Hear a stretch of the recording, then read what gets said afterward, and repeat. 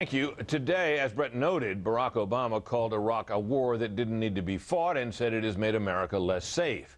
But Obama, it turns out, has said a number of things about Iraq, not all of them consistent. So what exactly is his record on the war? Correspondent James Rosen reports.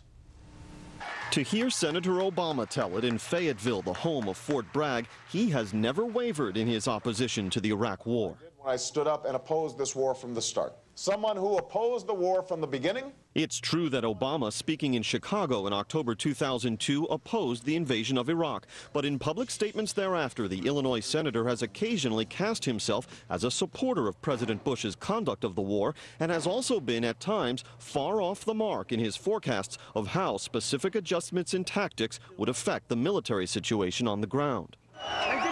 Early on in the war, when American troops racked up a series of major victories, Obama, as he later admitted, started to harbor doubts about his initial posture against the war. When the invasion was finally launched and U.S. forces marched unimpeded through Baghdad, Obama wrote in his memoir, The Audacity of Hope, "When I saw Saddam's statue topple and watched the president stand atop the USS Abraham Lincoln, a banner behind him proclaiming mission accomplished, I began to suspect that I might have been wrong." During the 2004 Democratic Convention, Obama declined to criticize John Kerry for voting for the war, saying, "What would I have done? I don't know. What I know is that from my vantage point, the case was not made." The next day, Obama told the Chicago Tribune, quote, "There's not that much difference between my position and George Bush's position at this stage." And that fall, Obama echoed the president, telling Charlie Rose, "Once we go in, then we're committed," and adding, quote, "We've got to do everything we can to stabilize the country to make it successful, because we'll have too much at stake in the Middle East."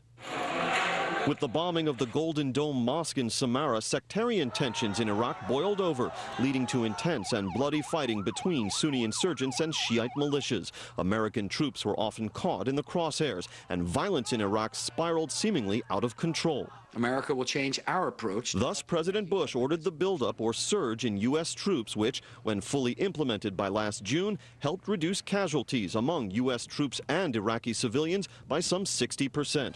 But Obama had predicted a completely opposite result, telling Tim Russert on Meet the Press 80 days earlier, quote, "We cannot, through putting in more troops or maintaining the presence that we have, expect that the situation is going to improve."